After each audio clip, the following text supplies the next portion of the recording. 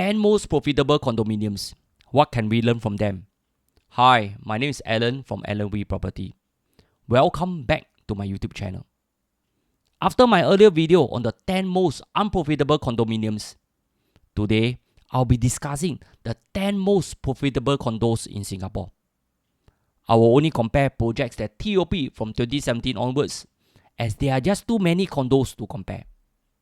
For this discussion, I have studied more than 60 projects and may have left out some. If I did not mention a condo, I sincerely apologize for that. Here, I'll briefly go through the condos in the various districts and discuss only the profitable transactions. I will then summarize them to identify the most profitable condos in terms of profit and their annualized return.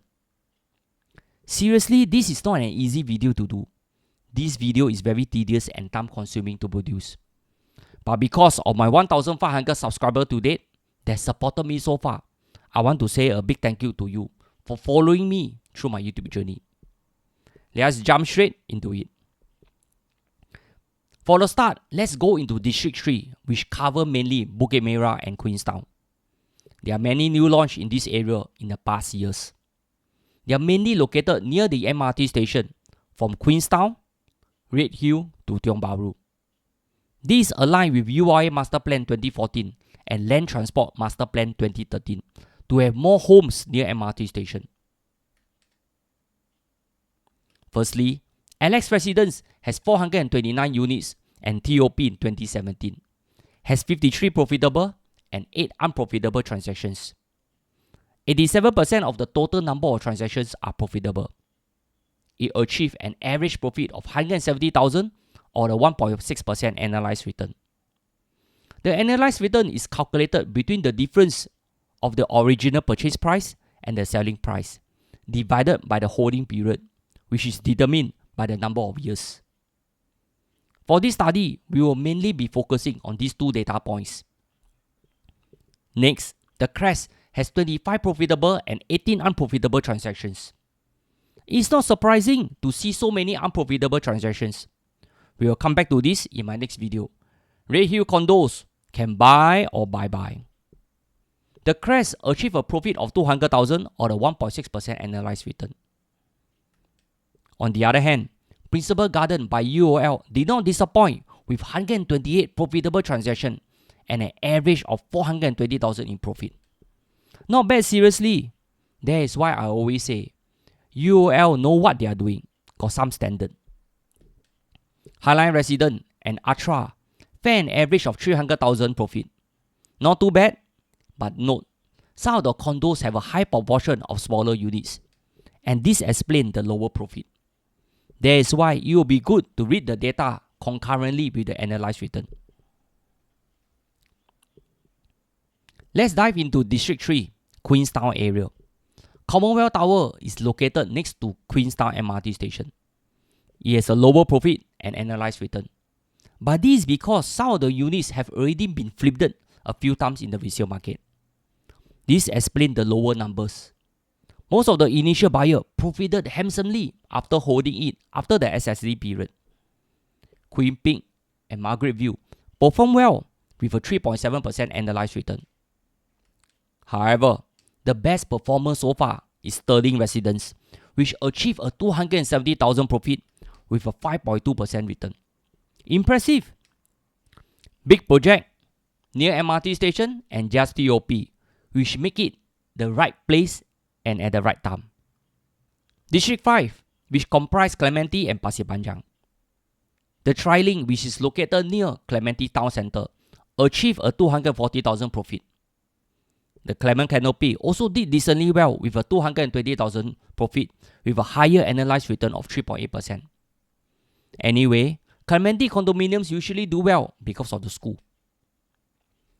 Across the AYE towards West Coast, we have Park Rivera, which did well with a 220,000 profit or a 3.8% return. The 2-bedroom typically profit about 170,000, 3-bedroom about 300,000, and 4-bedroom an impressive 600,000. Twinville also did very well with almost the same result.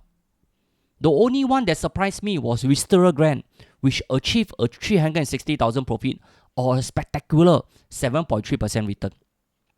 Wisteria Grand was launched at a later date and at a higher price, yet it managed to achieve a high of 1,800 per square feet today. I can only conclude that CDDL quality and design play a significant part in its performance. Let's move over to Pasir Panjang. The Veranda Residence is a freehold condo with 167 units. It achieved only 130,000 in profit or a 2.1% return. Not too bad, but it's not too impressive to me. Harbourview Garden, which is located next door, did not even have a single resale transaction after it TOP in 2021. Is it because buyers are not too keen on Mickey Mouse unit in a small development? Kentridge Hill Residence has currently 5 resale transactions and achieved a 140,000 profit or a 3% return. It recently obtained its TOP. This figure may not be conclusive, as more transactions will give us a better understanding on its performance. District 8 fall within the outside central region. Sturdy Residence, which is located near the city fringe with 305 units. It TOP in 2019 and achieved a 240,000 profit or a 3.4% return. Pretty awesome for the mid-sized project within the OCR to be doing so well. One possible reason is the pricing. Will you pay 2,000 per square feet for a resale condo in the city fringe or a new condo in the RCR for 2,400 per square feet? Ultimately, the choice is yours. By the way, some resale condos can also make money if you know how to spot them correctly. So don't ever rule out resale condos.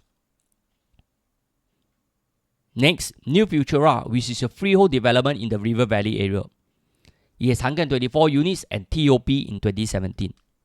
It achieved a stunning 1.39 million in profit with a 4.9% annualized return. New Futura is doing very well because of its quality, space and location, which appeal to high net worth foreigners. Here, since there are not many profitable projects in the CCR, I will study Waterscape at Cavendish, which is a freehold 200 units condos near the Istana. Interestingly, only 19 of the 43 transactions are profitable, with an average profit of 190,000.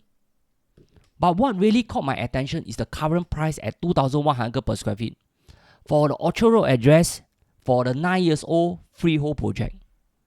If you don't mind the noise from the CTE, I think you can seriously consider this property.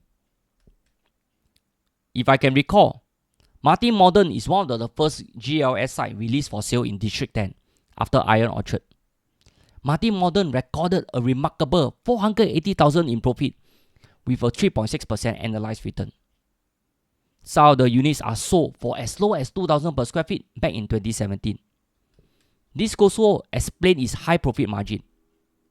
On the other hand, One Balmoral, which is a freehold 91 units condominiums located along Balmoral Road, achieved a 340,000 return with a 2.1% annualized return.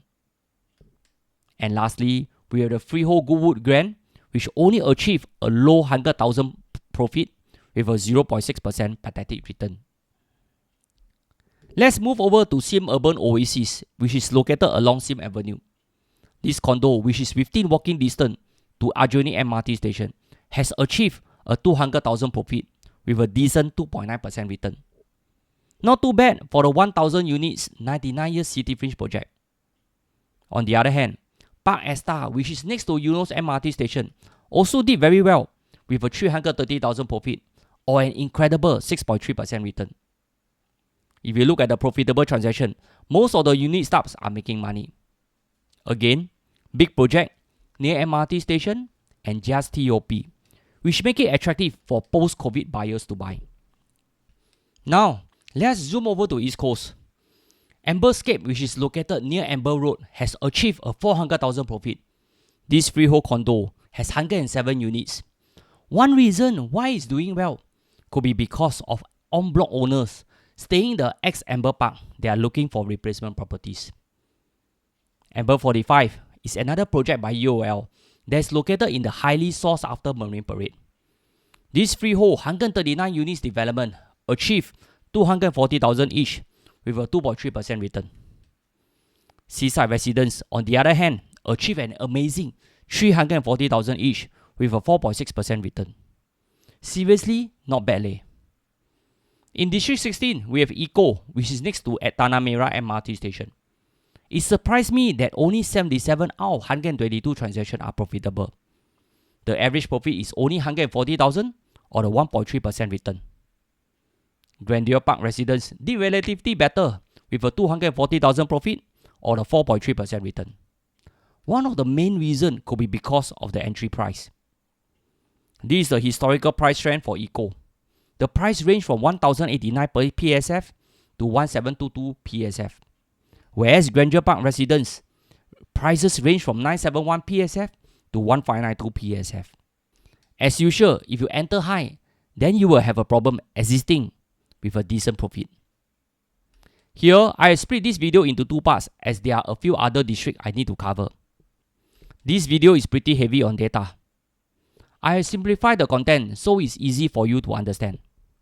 Hopefully, you have learned something from it. Lastly, remember to like, share and subscribe. See you soon in the next video.